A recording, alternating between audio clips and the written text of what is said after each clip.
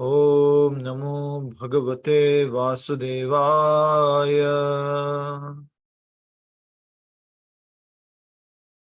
ओम नमो भगवते वासुदेवाय।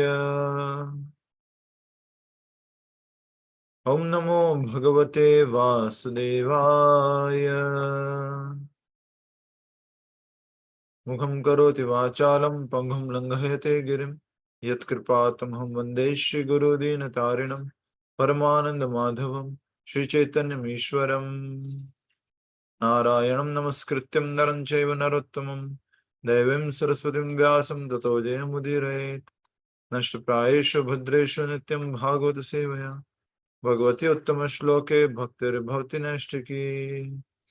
हरे कृष्ण कृष्ण कृष्ण हरे हरे, हरे राम राम राम हरे हरे। हरे कृष्णा। आप सभी भक्तों का श्रीमद् भागवत कथा रूप कार्यक्रम में स्वागत है। श्रीमद् भागवतम कथा रूप के इस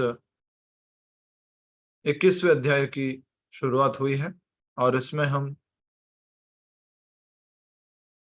परिचिताओं के बारे में जानने का प्रयास कर रहे हैं, जिनके सामने नारद मुनि ने ध्रुव महाराज का गुणगान किया था।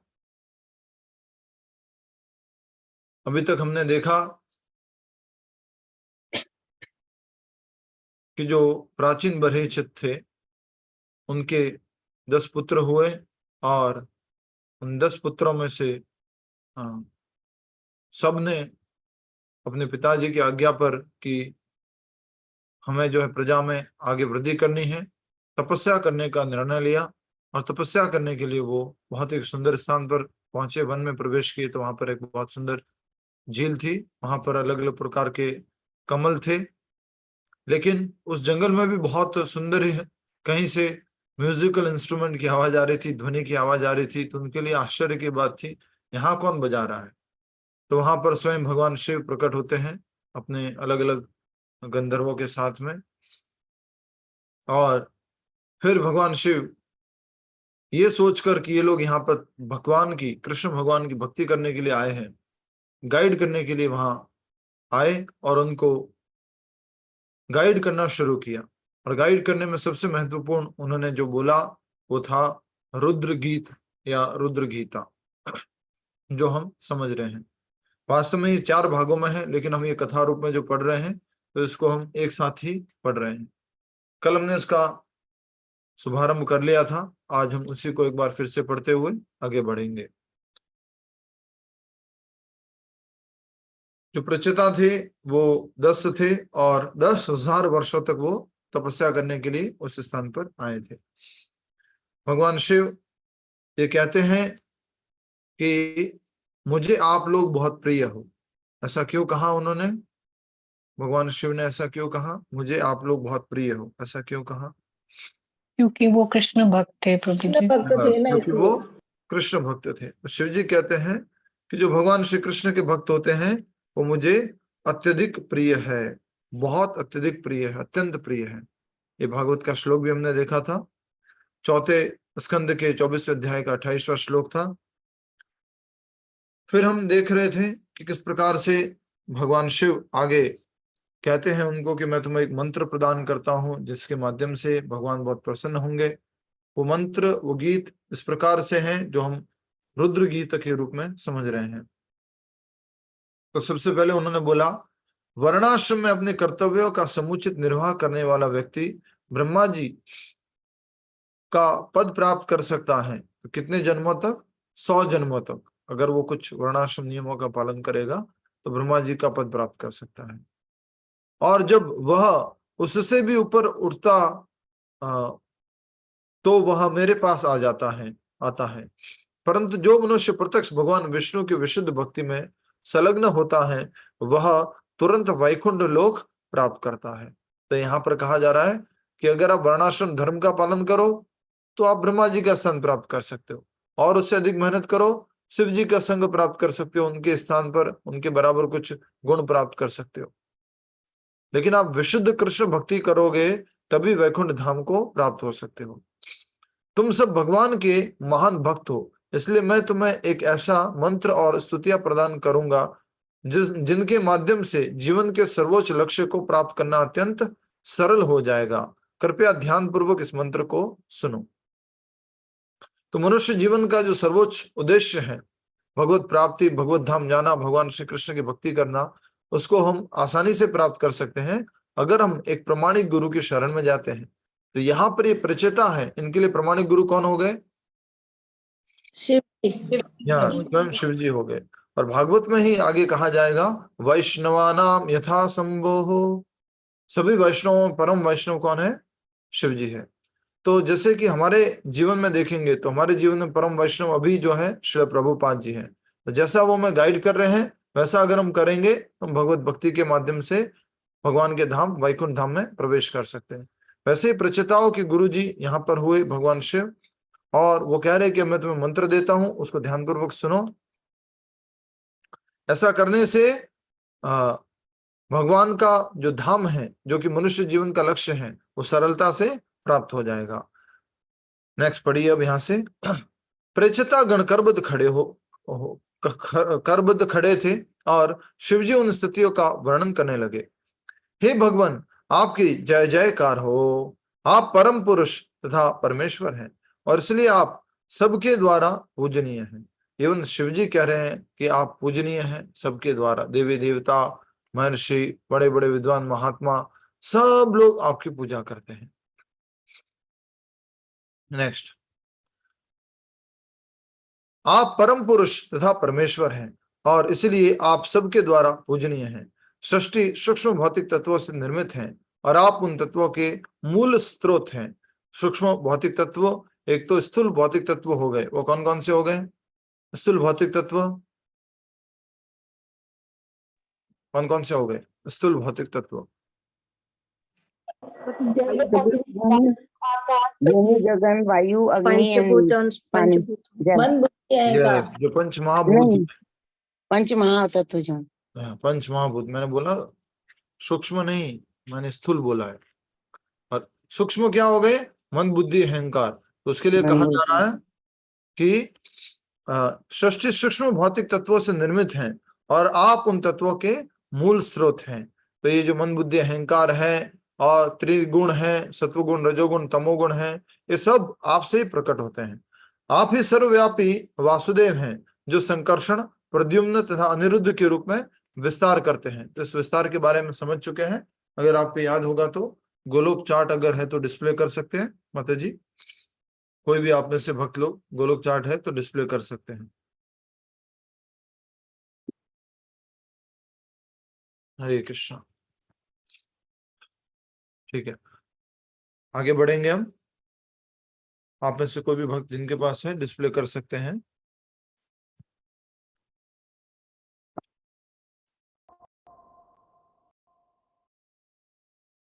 हरे कृष्ण कृष्ण कृष्ण हरे राम हरे राम।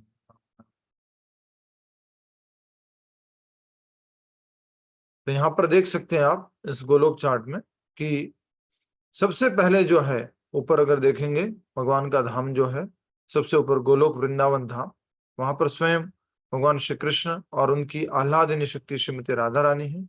और उनके विस्तार स्वरूप में जो चार प्रथम चक्रव्यूह, चतुर्व्यूह जो का उसका जो विस्तार है वो कौन है? संकर्षण, प्रद्युम्न, अनिरुद्ध और वासुदेव।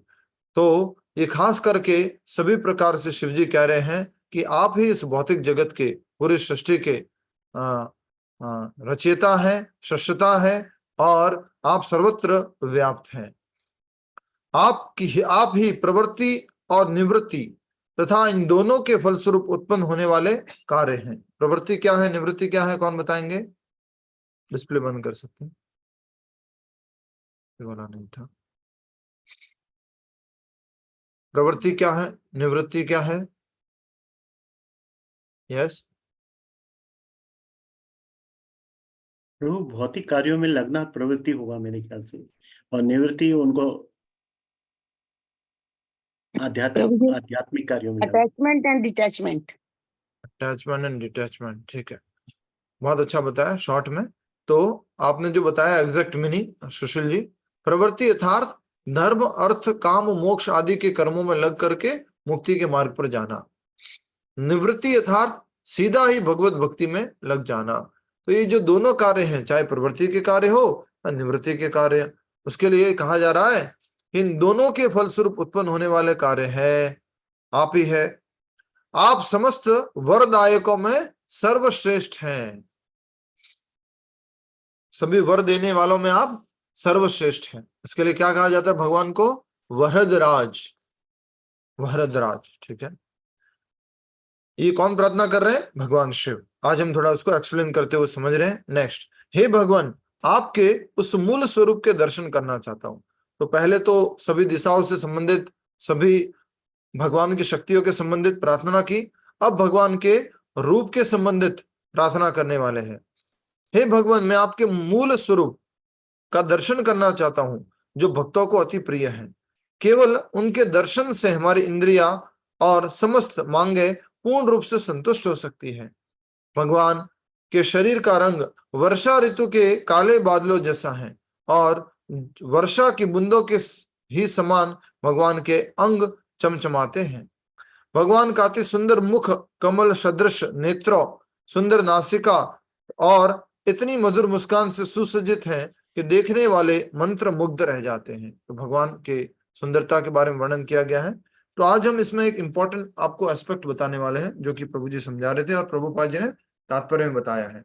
वो ये है कि भगवान के दो मुख्य रूप से रूप माने जा सकते हैं या दो उनको प्राप्त करने के सोपान हैं। वो कौन कौन से हैं? साकार और निराकार। वैसे डिटेल में हम जानते ही हैं, ब्रह्म परमात्मा और भगवान, निराकार परमात्मा, फिर साकार परम भगवान। लेकिन जनरली इस भौतिक जगत में दो तरह के लोग पाए जाते हैं, साकारवादी और निराकारवादी। तो यहाँ पर निराकारवादी जो कई बार भगवान शिव जी के ही भक्त होते हैं और कहते हैं कि एक भगवान तो जो एक शक्ति है, एक निराकार शक्ति है, वही परम भगवान है, हम तो किसी रूप में विश्वास नहीं करते। आज उनके लिए भगवान शिव कह रहे हैं कि ऐसा बिल्कुल भी नहीं है।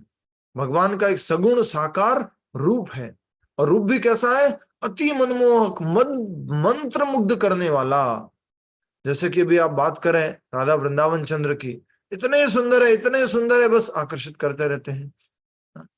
उसी प्रकार से जिनके घर में हम बैठे हैं, जिनका घर है आज ये राधिका नंदलाल जी, इतने सुंदर है, बहुत अच्छे अच्छे श्रृंगार होते हैं, वो आकर्षित करते हैं। उसी प्रकार से अभी लेटेस्ट बात करें तो वो कौन? श्री राम लला, अकेले हैं, सीधे खड़े हैं, लेकिन इतने आकर्षक है। तो रूप की बात की जा रही है यहाँ पर स्वयं भगवान शिव जी द्वारा। तो यह निराकार वाद का खंडन कौन कर रहे हैं? स्वयं शिव जी। तो आज के बाद आप जो है ये रेफरेंस दे दीजिएगा, जो भी कभी कोई निराकारवादी आपसे मिले, आप उसको इधर उधर की बात मत कहिएगा, उनको सीधा कहिएगा, ये श्लोक संख्या बता देना। ये श्लोक संख्या कौन सा है अभी हम आपको बता रहे हैं कि जिसमें शिव जी ने स्वयं भगवान के रूप का वर्णन किया है। तो याद रखिएगा, चलो जब भी मान लीजिए मैं आपसे आंखें बंद करके भी पूछूं तो आपको बताना होगा। क्या बताना है? ये बताना है कि भगवान के शरीर का रंग वर्षा ऋतु के काले बादलों जैसा है और वर्षा की बूंदों के ही समान भगवान के अंग चमचमाते हैं। तो पहला तो क्या होगा? आंखें बंद करो। पहला क्या हो गया? भगवान का रूप वर्षा ऋतु के काले बादल के समान है। और फिर भगवान के अंग कैसे चमक रहे हैं? जैसे वर्षा ऋतु में बूंदे गिरती है, वो चमचमाती रहती है, वैसे भगवान के अंग चमक रहे हैं। भगवान का अति सुंदर मुख कमल सदृश, हाँ, भगवान का सुंदर मुख जो है कमल सदृश है, कमल सदृश नेत्रों, सुंदर नासिका और इतनी मधुर मुस्कान से सज्जित है कि देखने वाले मंत्र मुग्ध रह जाते हैं। तो भगवान के कान हैं, भगवान की आंखें हैं, भगवान की बढ़िया सी एक तीखी लंबी नाक, सुंदर वाली नाक है। कई बार बच्चों के ताऊ जी या पिताजी ऐसे करते रहते, बचपन से थोड़ा नाक को सीधा करते रहते, खींचते रहते बचपन में, जिससे उनके बेटा बेटी सुंदर हो जाए, राइट। तो यहाँ पर भगवान के नाक का, कान का वर्णन किया गया और डिटेल में भागवत में अगर पढ़ेंगे तो बहुत डिटेल में वर्णन है कि इतने सुंदर कान है, इतनी बढ़िया नाक है और भगवान की सुंदर मुस्कान है और इससे हम मंत्र मुग्ध हो जाते हैं। कई बार ये निराकारवादी भगवान के सामने खड़े होकर के बोलते हैं, भगवान का अपराध करते हैं। क्या करते हैं? आप जो निराकार हैं, आप जिनकी आंखें नहीं, आप जिनके हाथ नहीं, आप जिनके आंखें नहीं, आप जिनकी जीवा नहीं, आप जिनके पैर नहीं, आप जिनके हाथ नहीं, आप जिनका पेट नहीं, ऐसे भगवान हमारा प्रणाम स्वीकार करें। भगवान के सामने खड़े रह के ऐसा बोलते हैं, तो ये बहुत बड़ा अपराध है। पल्लवी जोशी जी माइक बंद कर दीजिए। तो ये यहाँ पर शिव जी जो है पूरा खंडन कर रहे हैं और बहुत ही महत्वपूर्ण रूप से यहाँ बता रहे हैं कि भगवान के काले घुंघराले केश हैं और उनकी तिरछी चितवन उनके मुखारविंद की उत्कृष्ट सुंदरता में चार चांद लगा देती है। कल भी बताया था तिरछी चितवन क्या है, कौन बताएगा? तिरछी चितवन, यस, जो माँ के खड़े हैं ना कृष्ण भगवान, तीन उसमें। हाँ, त्रिभंगी रूप भगवान का। त्रिभंगी रूप क्या है? एक तो गर्दन की तरफ से थोड़े टेढ़े खड़े रह जाते हैं, फिर एक कमर से थोड़े टेढ़े खड़े रहते हैं, फिर एक पैर से थोड़े से टेढ़े खड़े रहते हैं। तो ये तो उल्टा उसके ऊपर और सुंदरता को बढ़ा देता है।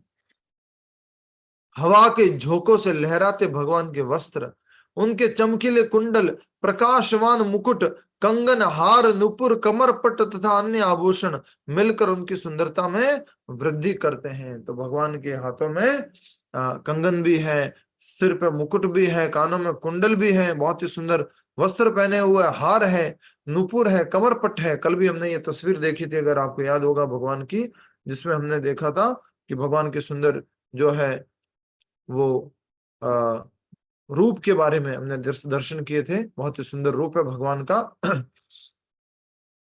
हवा के झोंकों से लहराते भगवान के वस्त्र, उनके चमकीले कुंडल, प्रकाशवान मुकुट, कंगन, हार, नुपुर और कमरपट्ट, तो ये दर्शन कर सकते हैं। बहुत ही सुंदर दर्शन हो रहे हैं, आपके सामने हैं। सब कुछ भगवान के हाथों में है। भगवान के, कृष्ण के रूप की क्या बात की जाए, उनके शरीर का हर एक अंग, हर एक उनके भक्ति में नियोजित वस्तु हमारे हर एक इंद्रिय के लिए बनी है। कोई बता सकता है कैसे? हर एक जो वस्तु है हमारी हर एक इंद्रिय के लिए बनी है, भगवान की सेवा में लगी हुई हर एक वस्तु। हरे कृष्णा प्रभु जी, मेरे को हाँ, प्रभु जी, आँख है वो भगवान के रूप को देखने के लिए, यस, नाक है भगवान के जो चढ़े हुए फूल है उनको सूंघने के लिए, मुख है वो भगवान का प्रसाद पाने के लिए और उसको गुणावादन, जो भगवान की जो रूप माधुर्य से उसको गुणावादन करने के लिए, कान है भगवान की महिमा को थोड़ा सा सुनने के वॉल्यूम लिए। ठीक हो सकता है आपका? यस प्रभु, एक सेकंड। ठीक कीजिए ना आवाज थोड़ा, आप ईयरफोन से बोल रहे हो शायद। हाँ प्रभु जी, जो हाथ है वो हमारी भगवान की जो मंदिर का मार्जन वगैरह करने के लिए, भगवान जो पैर है भगवान के पास बहुत ही जाने सुंदर, बहुत सुंदर, please clap for her. Hari बोल। तो जैसे अमरीश महाराज जो थे, अमरीश महाराज ने बताया था कि जो सिर का उपयोग है उनको प्रणाम करने में करना है, आंखों का उपयोग भगवान के रूप का दर्शन करने में करना है, जीवा का उपयोग उनका प्रसाद पाने में करना है, कान का उपयोग अगर रूप से ही बात करें तो क्या है, उनकी सुंदर मधुर बांसुरी को सुनने में करना है, भगवान की कथा सुनने में करना ही है। और भगवान के रूप से ही अगर देख करके बात करें तो भगवान के जो दिव्य होठों से लगी हुई बांसुरी है, वहां से जो ध्वनि आ रही है उसके लिए उपयोग करना है। हाथों का उपयोग, पैरों का उपयोग, सब का उपयोग भगवान की सेवा में किया जा सकता है। तो इसी बात को यहाँ पर शिव जी हाईलाइट कर रहे हैं कि भगवान क्या नहीं है, बोलो, परम भगवान क्या नहीं है? निराकार। निराकार नहीं है प्रभु। तो ये जो वर्णन है भगवान के इस रूप का, श्रीमद् भागवत के 4 स्कंद के 24वें अध्याय के 44वें श्लोक में वर्णन है, 4.24.44, 44, 45, इस तरह से आगे कंटिन्यूस इसका वर्णन दिया गया है। ठीक है, आगे। तो ये मुख्य रूप से क्या स्थापित करता है भगवान का? राजेंद्र प्रसाद जी, कौन से रूप के बारे में भगवान के स्थापित करता है ये वर्णन? भगवान के साकार रूप को, या भगवान के साकार रूप के बारे में स्थापना करता है, उनका सपोर्ट करता है। भगवान के कंधे सिंह के समान विशाल है और उनका वक्षस्थल कौस्तुभमणि से सुशोभित है। उनके वक्ष पर सुनहरे घुंघराले श्रीवत्स नामक बालों का गुच्छा कसौटी के पत्थर पर पाई जाने वाले सुनहरी रेखाओं को मात देता है। भगवान का गोल उदर बरगद के पत्ते के समान प्रतीत होता है और उस पर उभरी 3 रेखाएं अत्यंत सुंदर दिखती होती हैं। जब भगवान श्वास लेते हैं और श्वास लेते और छोड़ते हैं तो उन रेखाओं में हुई हलचल से उनकी सुंदरता बढ़ जाती है। भगवान की नाभि इतनी गंभीर है कि प्रतीत होता है मानो संपूर्ण ब्रह्मांड वहां से प्रकट होकर पुनः उसमें प्रवेश करने के लिए लालायित है। तो यहाँ पर एक इंटरप्रिटेशन दिया गया है कि भगवान इतने सुंदर है कि भगवान की नाभि से ब्रह्मांड प्रकट हो गए और प्रकट होने के बाद क्या सोच रहे हैं, अरे हम तो अलग हो गए भगवान से, हम तो भगवान से अलग हो गए, चलो चलो चलो चलो वापस कहाँ चलो, भगवान के अंदर चलो, ऐसे ललायित हो रहे। नेक्स्ट, भगवान के नितंब सुनहरी कढ़ाई वाले पट्टे से ढके हैं। उनके सुंदर चरण कमल, पिंडलियां, जंघाएं और घुटने अत्यंत मनोहारी है और इसलिए उनकी संपूर्ण देह अत्यंत सुडोल प्रतीत होती है। हे भगवान, आपके 2 चरण कमल नवीन कमल की 2 पंखुड़ियों के समान हैं। उन चरण कमलों के नाखूनों से इतना अद्भुत प्रकाश उद्दीप्त होता है कि उन पर ध्यान किए जाने पर भक्तों के हृदयों में व्याप्त अंधकार तत्क्षण विनष्ट हो जाता है। हमारे हृदय में जो अंधकार है वो तुरंत नष्ट हो जाता है। क्या करने से? भगवान के चरण कमलों में किसको देखने से? नाखूनों को नाखूनों को देखने से तुरंत हमारा हृदय का पूरा अंधकार नष्ट हो जाता है। नेक्स्ट, इसलिए जो मनुष्य अपने अस्तित्व को शुद्ध करना चाहते हैं उन्हें भक्ति योग का पालन करते हुए आपके चरण कमलों पर ध्यान करना चाहिए। चरण कमल, चरण कमल, चरण कमल, चरण कमल, बार बार यही आएगा। एक प्रभु जी ने प्रश्न पूछ लिया मधु पंडित प्रभु जी से, प्रभु जी एक बात बताओ, हमारे इस्कॉन बेंगलोर में इतने भगवान हैं, कृष्ण बलराम भी है, गौर निताय भी है, राधा कृष्ण चंद्र भी है, श्री नरसिंह देव भी है और श्रीनिवास गोविंद भी है। अब एक बात बताओ, ये बार बार lotus feet lotus feet lotus feet चरण कमल की बात करते हैं, मैं किसके चरण कमल याद करूं? राधा कृष्ण चंद्र के करूं कि कृष्ण बलराम के करूं कि गौर निताय के करूं कि नरसिंह देव के करूं कि श्रीनिवास गोविंद तिरुपति बालाजी के करूं? तो प्रभु जी ने कहा जिसमें तुम्हारा मन लगता हो किसी भी एक के कर लो, बस तुम्हारी मुक्ति पूरी हो जाएगी। जिसमें भी तुम्हारा ध्यान लग रहा, मन लग रहा, उन चरण कमलों का ध्यान करो। कोशिश करो, कभी कभी बैठे रहते हो ना यहाँ पे क्लास में बैठे बैठे पेंसिल चला लिया करो, पेन चला लिया करो नोटबुक में। क्या करने के लिए? जो चरण कमल देखे हुए ना उनको ऐसे आंख बंद करके ध्यान करके, हाँ कैसे कैसे होंगे, ऐसे बनेंगे, ऐसे बनेंगे, ऐसे बनेंगे, ऐसे बनेंगे, ऐसे बनेंगे, ऐसे बनेंगे, ऐसे बनेंगे, ऐसे बनेंगे। इस प्रकार से आप भगवान के चरण कमल बना सकते हैं और उनका ध्यान कर सकते हैं। तो कहा गया है, साफ साफ कहा गया है कि जो मनुष्य अपने अस्तित्व को शुद्ध करना चाहते हैं उन्हें भक्ति योग का पालन करते हुए आपके चरण कमलों पर ध्यान करना चाहिए। भक्ति योग का पालन करते हुए आपके चरण कमलों का ध्यान करना चाहिए, जो अपने अस्तित्व को शुद्ध करना चाहते हैं। शुद्ध भक्ति का संपादन करने से ही आपको संतुष्ट किया जा सकता है। आप में से किसी ने चरण कमल बनाए क्या अपने पेपर में? ऐसा लग रहा है चंचल दुबे माता जी और किसी ने? यस प्रभु। ऐसा लग रहा है, दिखाइए दिखाइए किसने बनाए हैं चरण कमल, जल्दी से प्लीज। अच्छा, एक दिख रहे हैं यहाँ पर, दिखाइए। यस, ये एक शिखा माता जी ने बनाए हैं, एक भावना जी ने बनाए हैं, तो यहाँ पर दर्शन हो रहे हैं। यस, वेरी नाइस, हरि बोल।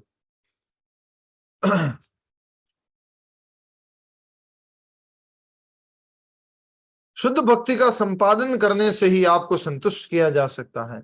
इस तथ्य को जानने वाला मनुष्य यदि वास्तव में पूर्णता प्राप्त करने के लिए गंभीर है तो फिर वह क्यों किसी अन्य योग विधि को अपनाएगा? कौन कह रहा है? शिव जी कह रहे हैं। अन्य किसी योग विधि की क्या उपयोगिता है जब भगवान के चरण कमलों का ध्यान, भगवान श्री कृष्ण की शुद्ध भक्ति, यही सब कुछ कर रहे हैं तो और किसी भी विधि की कोई आवश्यकता नहीं है। तो यहाँ पर स्वयं शिव जी प्रचेताओं को भगवत भक्ति सिखा रहे हैं। दुर्जय काल अपनी भ्रुकुटियों के हिलाने मात्र से संपूर्ण ब्रह्मांड को विनष्ट कर सकता है। दुर्जय काल मतलब जिसको जीता नहीं जा सकता। नेक्स्ट, परंतु ऐसा काल उन भक्तों के पास तक नहीं भटकता जिन्होंने आपके चरण कमलों का पूर्ण आश्रय स्वीकार किया हुआ है।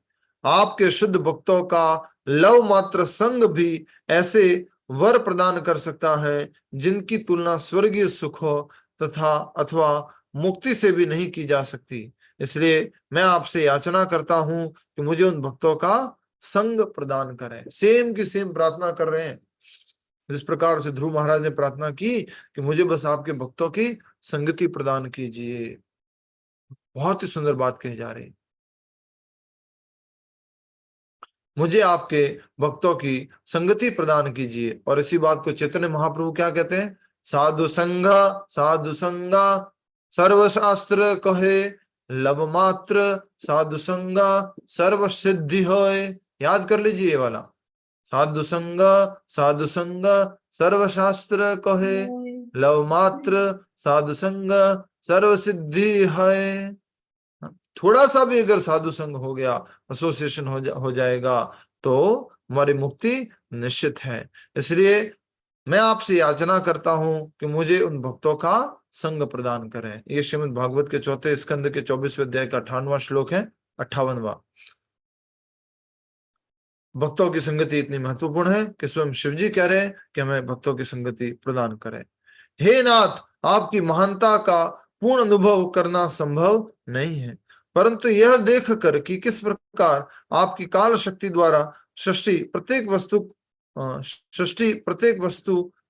की प्रत्येक वस्तु नष्ट हो जाती है, हम आपकी महानता का किंचित अनुभव कर सकते हैं।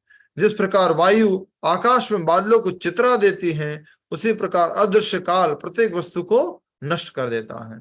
और इस दृष्टि से हम अप्रत्यक्ष रूप से सृष्टि के प्रत्येक कार्य में आपके हाथ देख सकते हैं। इस भौतिक संसार में प्रत्येक व्यक्ति अनियंत्रित लोभ से ग्रसित होकर योजनाएं बनाने में पागल है। हम सब लोग अलग अलग प्रकार की योजना बनाते हैं। कौन कौन सी योजना बनाते हैं? यस बोलो। तो ये घर में बनाना है, बच्चों की शादी करनी है, कि क्या करना क्या नहीं कार खरीदनी है, अब और बड़ा वाला मकान बनाना है, हाँ, एक और नया हॉस्पिटल बनाना है।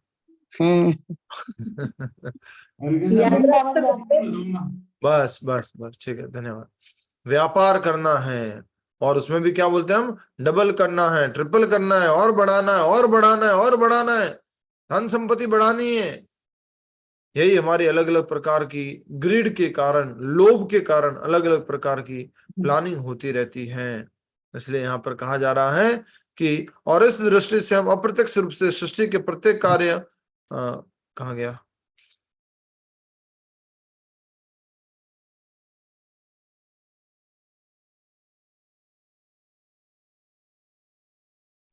कहाँ पढ़ रहे थे हम?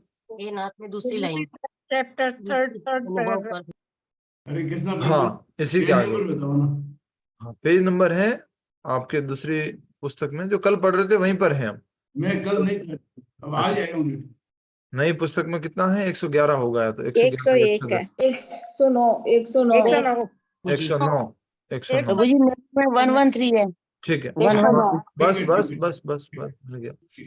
तो कहा जा रहा है कि जिस प्रकार वायु आकाश में बादलों को छितरा देती है, उसी प्रकार अदृश्य काल प्रत्येक वस्तु को नष्ट कर देता है। और इस दृष्टि से हम अप्रत्यक्ष रूप से सृष्टि के प्रत्येक कार्य में आपके हाथ देख सकते हैं। काल सब कुछ नष्ट कर देता है। हमारा जीवन भी क्या है? काल है, और ये भी नष्ट हो जाएगा समय के अनुसार। आज हम 20 साल, 30 साल, 40 साल, 50 साल, जो भी 60 साल, 70 साल उम्र हुई है, वो हम काल के प्रभाव को देख सकते हैं कि हम धीरे धीरे मृत्यु की तरफ आगे बढ़ रहे हैं। ये काल का प्रभाव है। इस भौतिक संसार में प्रत्येक व्यक्ति अनियंत्रित लोभ से ग्रसित होकर योजनाएं बनाने में पागल है। यहां तक कि अगर सच जस्ट सिंपल बात कहूं तो अगर कोई मंदिर में भी आ जाता है, कृष्ण भावना भावित है, ठीक बात है, लेकिन अगर वो कृष्ण भावना नहीं रख रहा है और बिना कृष्ण भावना रखे हुए वो क्या करता रहता है, मुझे तो और डोनेशन लेके आना है, और लोगों से मिलना, और लोगों से मिलना, ये करना वो करना, ये भी लोभ है, लोभ के शिकारी हो चुके हैं। नेक्स्ट ये वाला हमारे को गिफ्ट लेना है, नेक्स्ट ये वाला गिफ्ट लेना है, नेक्स्ट ये वाला गिफ्ट लेना है, हम लोभ के शिकारी हो चुके हैं, शिकार हो चुके हैं। तो इसलिए कहा जा रहा है कि अलग अलग प्रकार की योजनाएं बनाने में पागल हैं, परंतु भगवान आप सदैव सचेत रहते हैं और सही समय आने पर प्रत्येक को उसी प्रकार ठार देते हैं जिस प्रकार एक सांप सहजता से चूहे को पकड़कर उसे निगल जाता है। जब समय आता है तो आप हर किसी को क्या कर देते हैं, समाप्त कर देते हैं, ठार देते हैं। अच्छा, ये भगवान कृष्ण रूप में करते हैं, किस रूप में करते हैं, कौन बताएगा?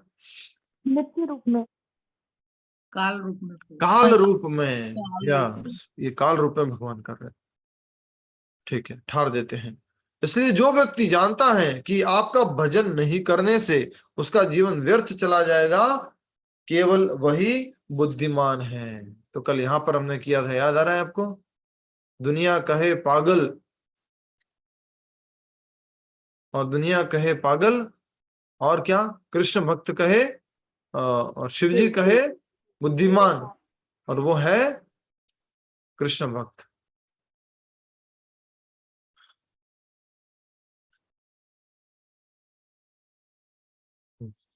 दुनिया हमको बोले पागल, शिव जी कहे बुद्धिमान, कृष्ण भक्त भजते कृष्णा श्री राम, अन्य भजते पैसा परिवार आराम।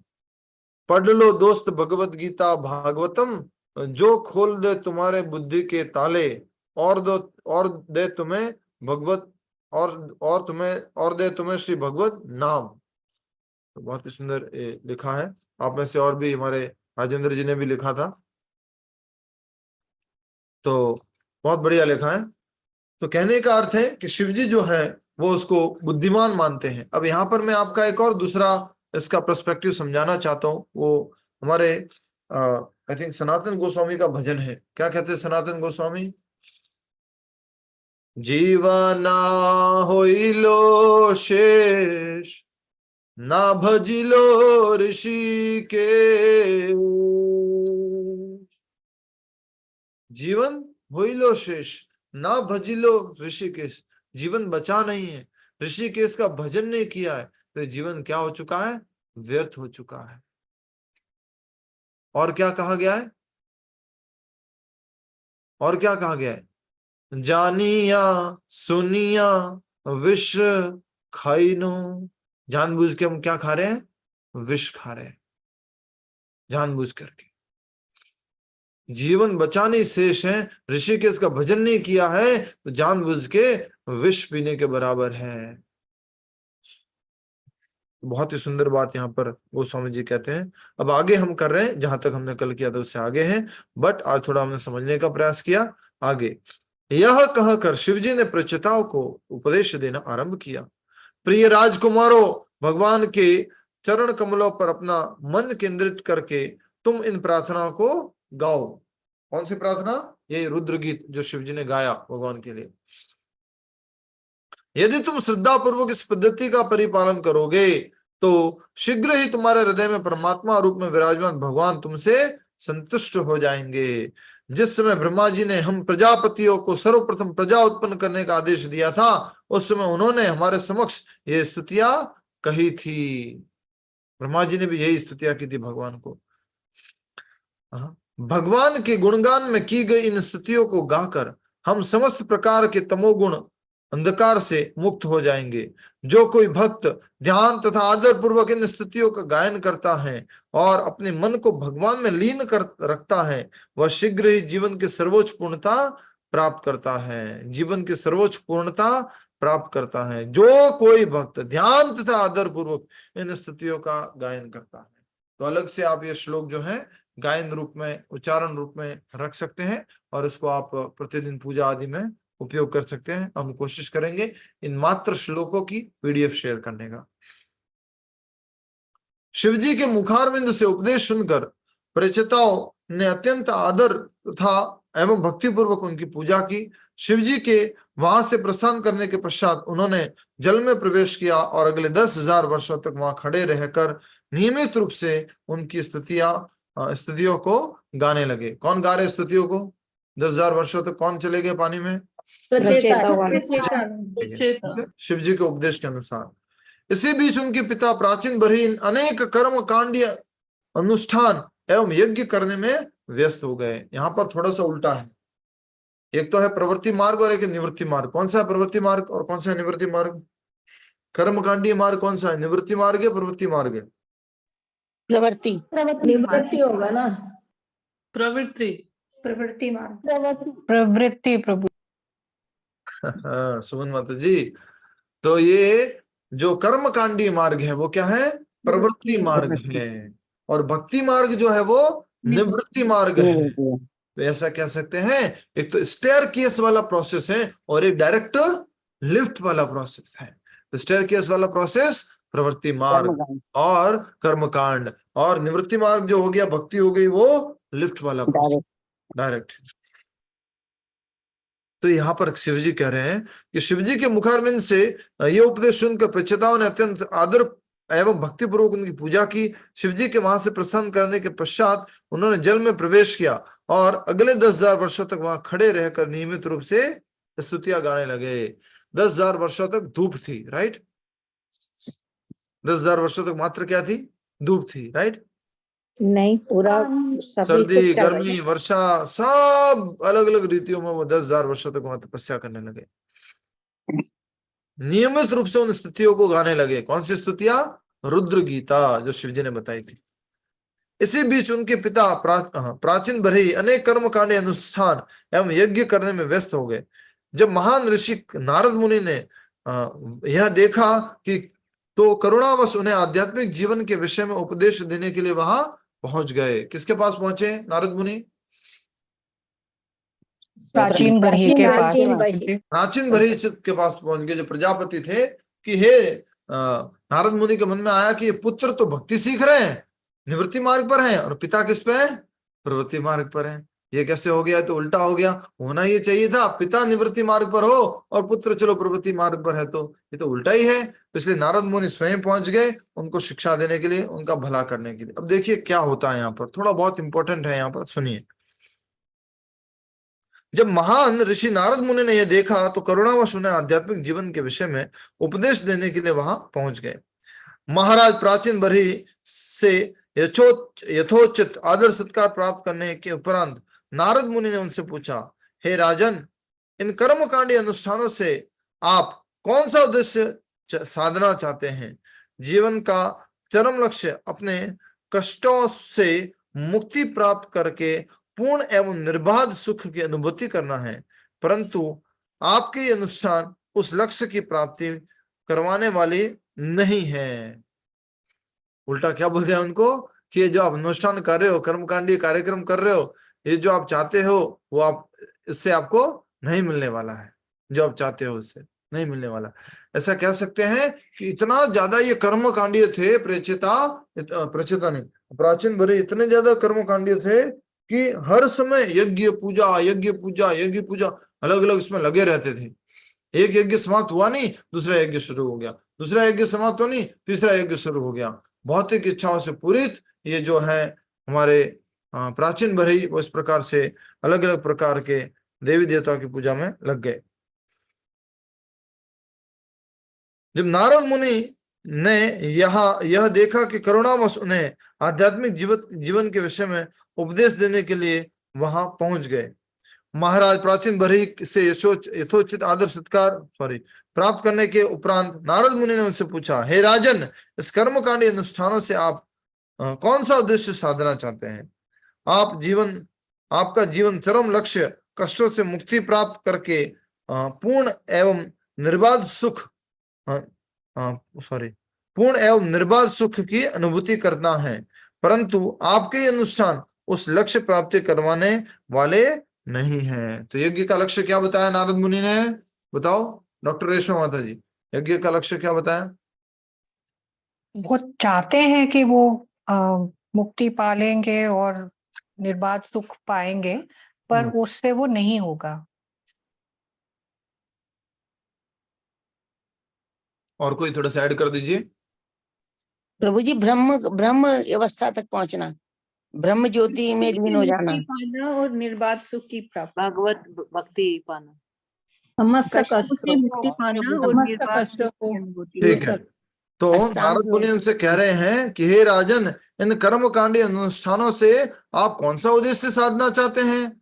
जीवन का चरम लक्ष्य समस्त कष्टों से मुक्ति प्राप्त करके पूर्ण एवं निर्बाध सुख की अनुभूति करना है, परंतु आपके अनुष्ठान उस लक्ष्य की प्राप्ति करवाने वाले नहीं हैं। ये अनुष्ठान तो आपको भौतिक जगत के बंधन में बांध के रखेंगे। आप इन अनुष्ठानों के माध्यम से क्या चाहते हैं? भौतिक भोग सुविधा चाहते हैं। ये अनुष्ठान आपको भौतिक जगत में बांध के रखेंगे। आगे देखिए, राजा ने उत्तर दिया, हे महात्मन। राजा किसको उत्तर दे रहे बोलो? नारद जी को, नारद मुनि को, नारद मुनि को। प्राचीन भरे, हे राजन, राजा ने उत्तर दिया, सॉरी, हे महात्मन, मेरी बुद्धि इन कर्म कांडों में इतनी उलझी हुई है कि मेरे जीवन के वास्तविक लक्ष्य का निर्धारण नहीं कर पा रहा हूं, इसलिए कृपया मुझे विशुद्ध ज्ञान की शिक्षा दीजिए जिससे मैं स्वयं को इस राजनीतिक इस पारिवारिक जीवन के बंधनों से मुक्त कर सकूं और धन तथा स्त्रियों के चारों और जो धन तथा स्त्रियों के चारों ओर केंद्रित रहता है। क्या केंद्रित रहता है बोलो? स्त्री और धन के, राजा का मन प्रभु जी, मन पारिवारिक जीवन। हाँ देखिए फिर से पढ़ता हूँ। परिवार के जीवन के बंधन, अपने आप को तो उन्होंने ये सब में तो बांध के रखा हुआ। जो कि पूरे अटैचमेंट का कारण है।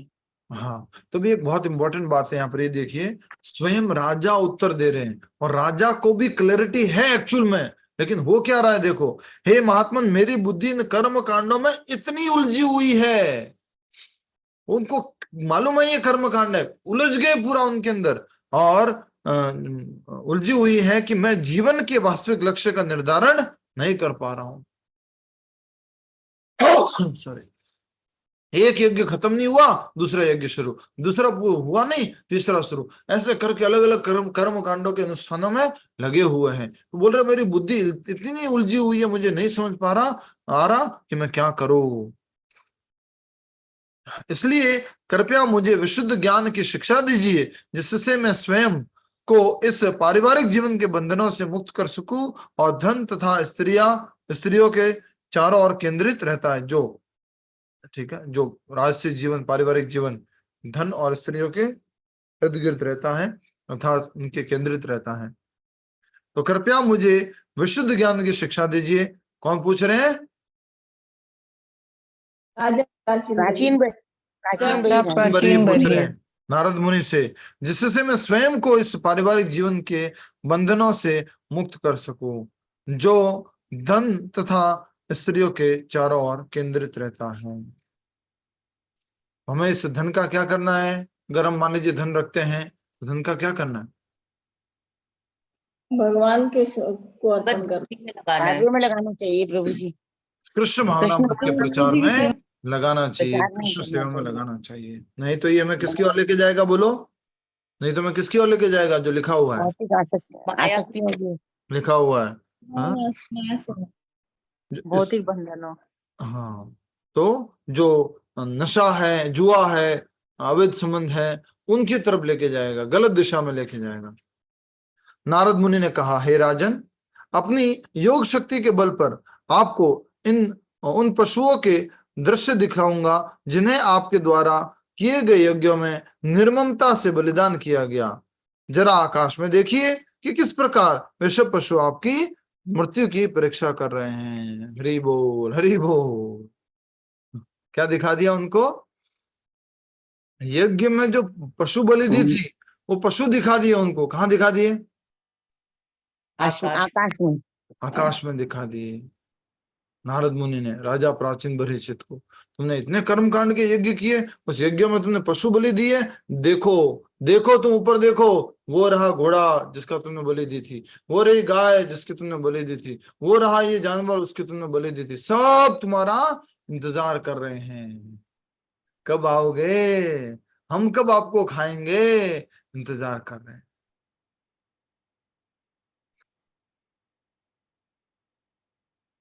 ठीक है, आगे। अपने लोहे हाँ, कुछ कह रहे अपने लोहे जैसे सींग, लोहे जैसे अपने लोहे जैसे सींगों। जी।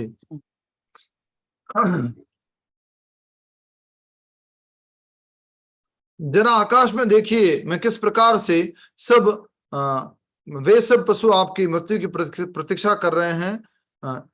अपने लोहे जैसे सींगों से वे आपके शरीर को भेद कर प्रतिशोध के लिए तैयार हैं।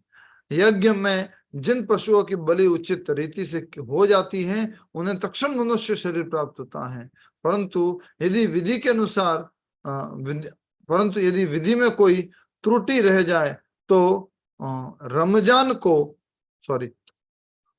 यदि यजमान यजमान विधि में कोई त्रुटि रह जाए तो यजमान को उसका दंड भुगतना पड़ता है। इस विषय को विस्तार से समझाने के लिए मैं आपको इतिहास में हुए महाराज पुरंजन का उपाख्यान सुनाता हूं, कृपया ध्यान पूर्वक उसे सुने। यस राजेंद्र जी, क्या दिखाया नारद मुनि ने उनको, क्या दिखा दिया? नारद मुनि ने उनको उन पशुओं को दिखाया था जिनकी यज्ञ में बलि दी गई थी और उसमें कोई त्रुटि थी, जिनको मनुष्य शरीर प्राप्त नहीं हुआ था यज्ञ के बलि के दौरान। तो साधारण तरह से अपने भगवत गीता में पढ़ा था, याद कीजिए, अगर यज्ञ में कोई पशु बलि होती है तो क्या होता है, उसको अगले जीवन में मनुष्य शरीर मिल जाता है। लेकिन यहाँ पर जो है यज्ञ बलि की जा रही है, लेकिन उस पशुओं की मुक्ति नहीं हुई है। वो पशु तो इंतजार कर रहे हैं उस राजा का, ये कब आएगा और कब हम इनको दंड देंगे, कब इनको हम खाएंगे, कब इनका मांस भक्षण करेंगे। क्योंकि उसको निर्ममता से मारा गया था ना उन सारे पशुओं को। उसका कारण बताया जा रहा है। तो उसका कारण क्या है कि राजा पशु हत्या करना चाहता था, तो सहारा किसका ले रहा था, यज्ञ का सहारा ले रहा था।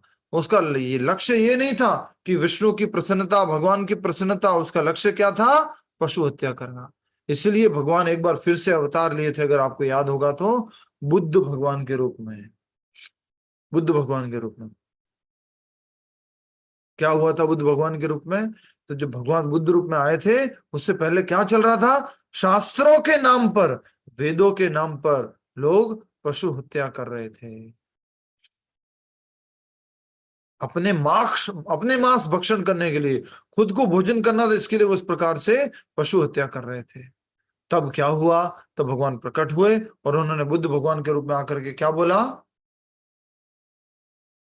अहिंसा मार्ग दिखाया था। वेदों को वेदों को मत मानो, भूल जाओ, शास्त्रों को मत मानो, वेद न मानिया बुद्ध हैया। वेदों को मत मानो, मुझे मानो, मैं जो कह रहा हूं उनको मानो। वेद किसकी वाणी, बोलो? भगवान की वाणी। भगवान की वाणी। भगवान की वाणी। और भगवान बुद्ध बोलेंगे वो किसकी वाणी, वो भी भगवान की वाणी। तो प्रभुपाद जी बोलते हैं, उन्होंने बोला कि सीधे हाथ से ऐसे सीधा सीधा कान मत पकड़ो, उसे घुमा करके कान पकड़ो। वेद को मत मानो, मेरी वाणी को मानो। वेद को मानो या भगवान बुद्ध को मानो, एक ही बात है, भगवान की वाणी है। तो इस प्रकार से बुद्ध भगवान ने पशु बलियों को रुकवाया और बाद में ये निर्वाण, निराकारवाद, इस सब की स्थापना की। अब आगे हम समझने जा रहे हैं पुरंजन की कहानी। ये भी एक पूरी इमेजिनरी स्टोरी है। एक किस प्रकार से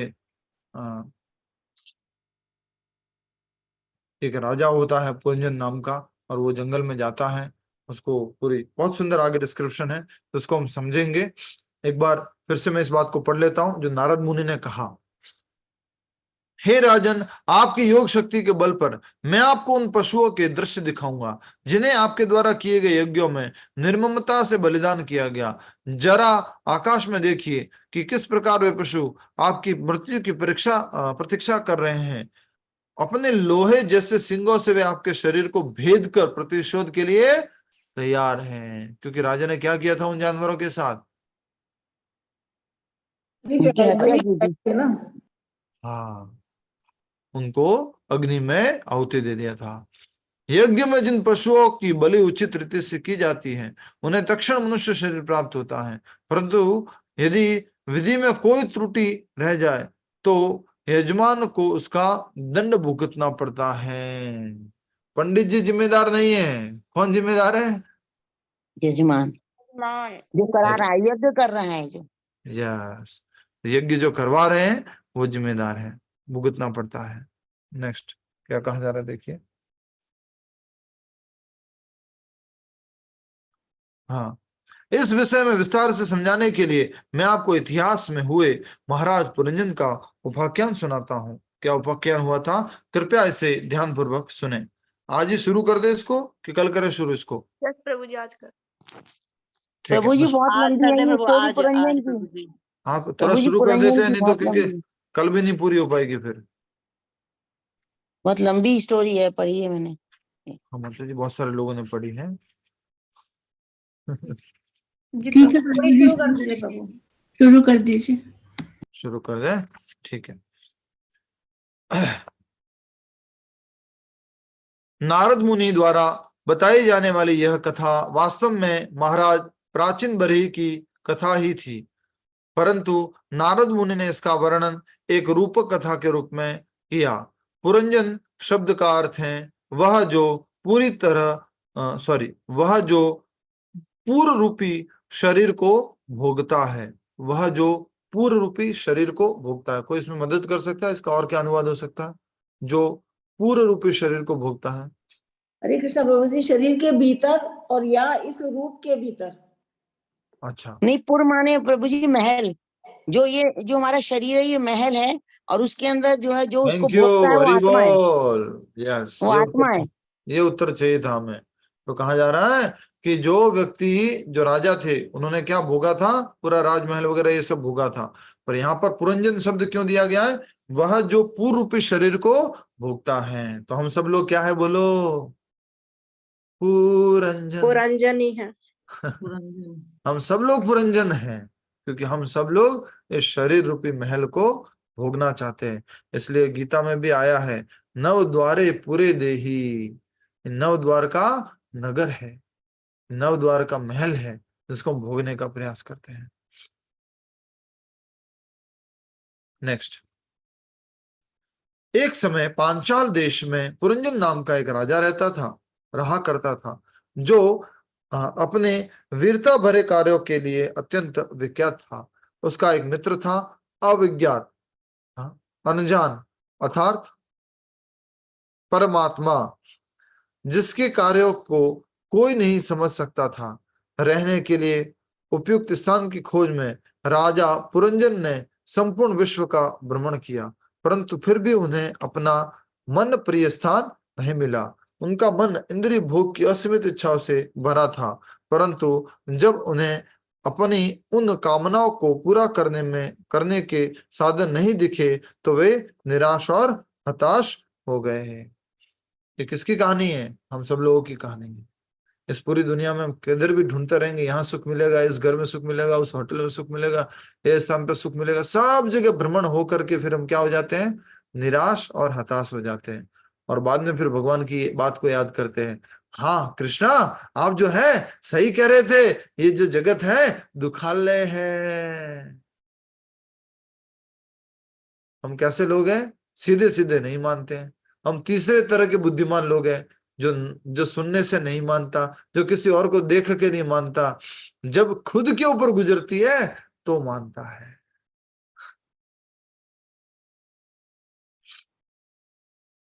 नेक्स्ट,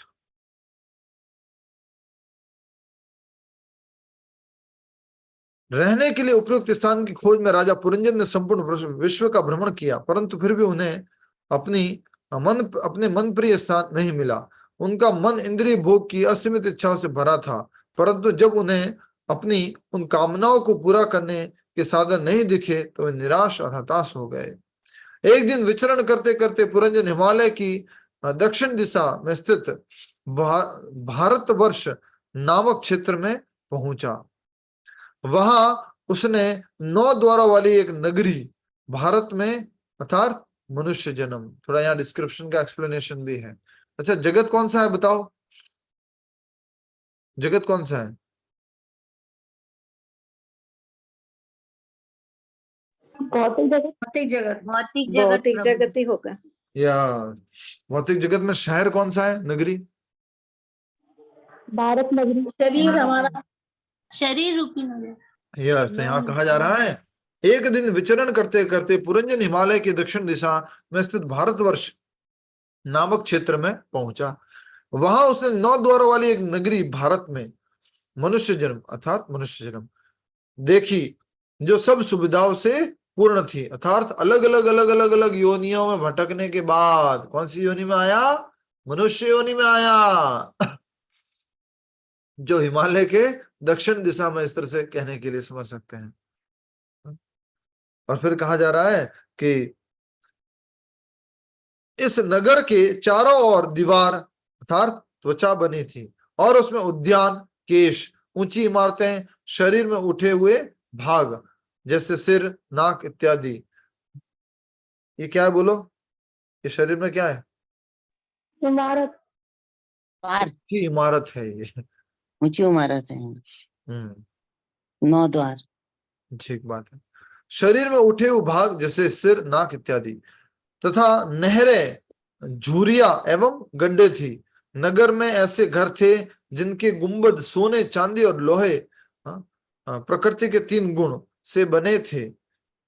घरों के फर्श हीरे, ज्वारात, मोतियों, पन्नों, स्फटिक तथा मणियों, हृदय में बसी भौतिक भोग कामनाओं से बने थे। और वह नगर नागों की राजधानी, हृदय को शरीर की राजधानी माना जाता है। हृदय को शरीर की राजधानी माना जाता है। तो पूरे जगत में राजधानी किसको बोला जा रहा है? जिसको भी राजधानी बोला जा रहा है, शरीर में कौन है वो राजधानी? हृदय, मन। हृदय। मन क्यों बोल रहे हो? हृदय प्रभु जी, हार्ट। हाँ, तो प्रभु जी पुरंजन जो है वो कंडीशनड सोल हो गया, इसका मतलब जो वो हमारे जो शरीर के अंदर आती है जन्म के बाद। यस, जो बद्ध आत्मा है वो पुरंजन, हम सब लोगों का एग्जाम्पल है ये। पुरंजन कौन? यस यस, जो शरीर रूपी हम महल लोग को भोगता है वो जो पुरंजन। हमारे शरीर। हाँ, फिर देखिए क्या कहा जा रहा है। हाँ, वह नगर नागों की राजधानी, हृदय को शरीर की राजधानी माना जाता है। भोगवती जैसा प्रतीत होता था।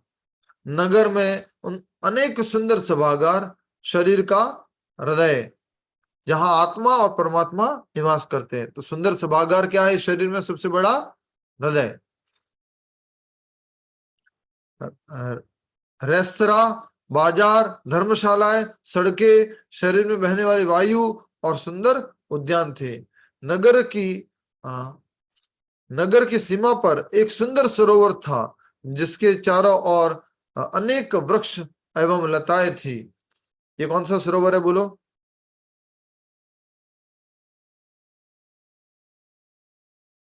जो भी हमारे विचारों को जो उत्तेजित करते हैं, जो भी हमारे कामनाओं को उत्तेजित करने वाली जो इच्छाएं हैं, ये सरोवर है।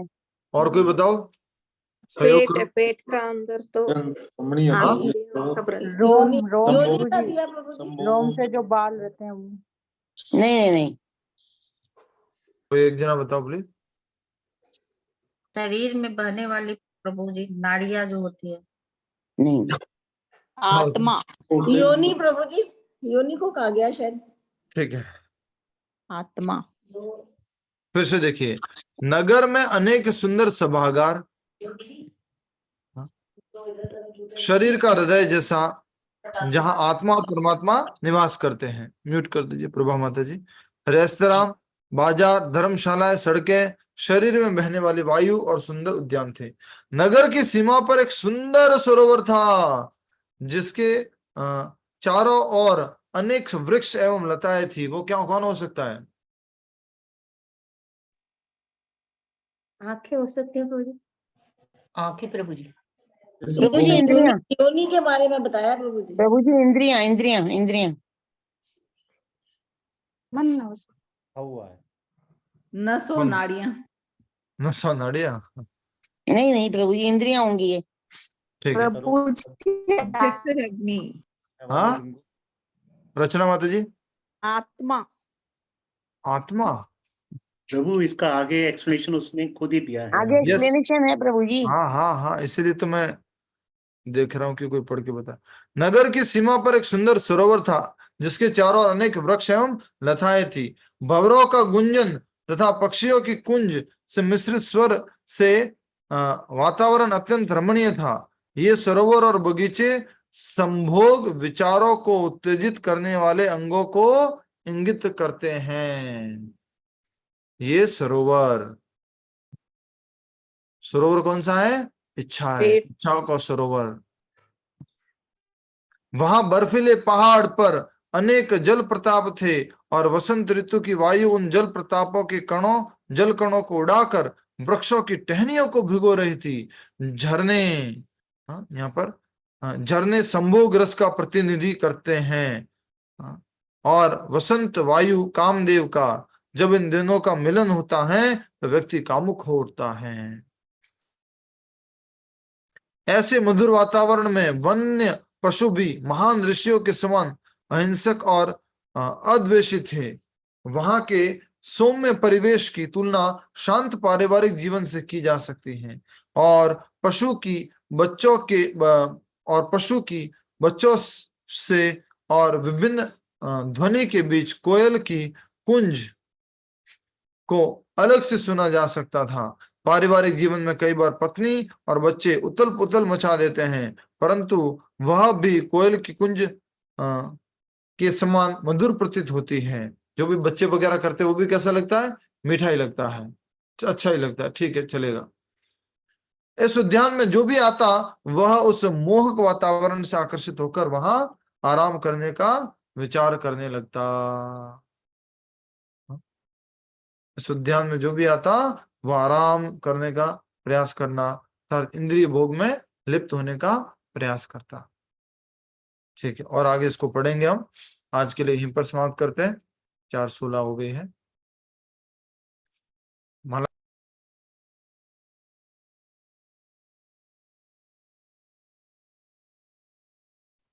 हरे कृष्णा। ये बहुत सुंदर है पुरंजन की कहानी भी, और अच्छे से हमारे बारे में बताया गया है। और जो हमने अभी तक पढ़ा कि जो राजा कर्मकांड में फंसा हुआ था प्राचीन बरही, उनको नारद मुनि बाहर निकालने का प्रयास कर रहे हैं, और उनको ये पुरंजन की कथा सुना करके। ठीक है, अगर मन में ये प्रश्न भी आया था कि यज्ञ में फिर बलि क्यों देते हैं, तो उसका उत्तर भी यहाँ बता दिया था कि वो उस तरह से यज्ञ कर ही नहीं रहा था, वो प्रॉपर नियमों का पालन कर ही नहीं रहा था, वो तो मात्र इंद्रिय भोग के लिए यज्ञ के नाम पर पशु बलि कर रहा था। ठीक है, कोई प्रश्न नहीं है? ठीक है, माला कर लेते हैं पहले। जब माला ले लीजिए अपनी अपनी।